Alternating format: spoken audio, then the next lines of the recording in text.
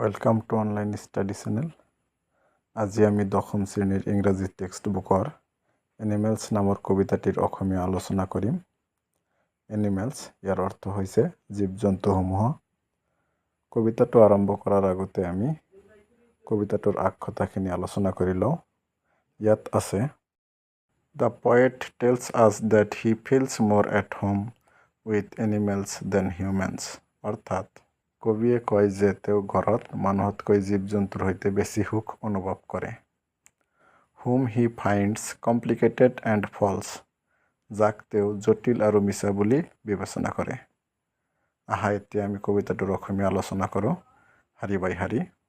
ইয়াত প্ৰথমটো শাৰী আছে, I think I could turn and live with animals, they are so placid and self-contained. অৰ্থাৎ মই ভাবোঁ মই সলনি হ'ব পাৰোঁ আৰু জীৱ জন্তুৰ লগত থাকিব পাৰোঁ। সিহঁত ইমানেই শান্ত আৰু স্বয়ংসম্পূৰ্ণ।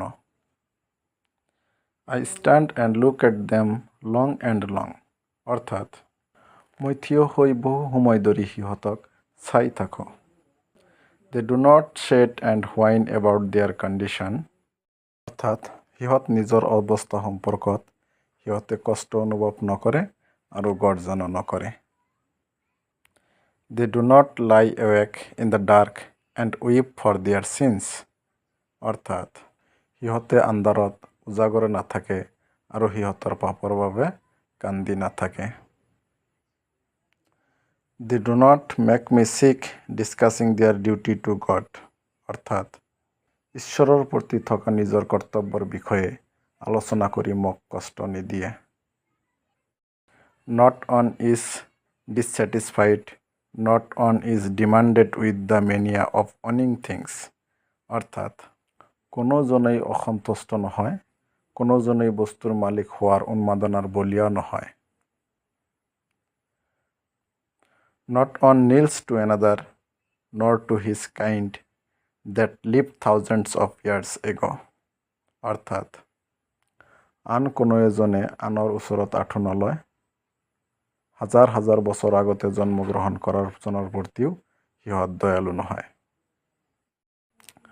Not one is respectable or unhappy over the whole earth.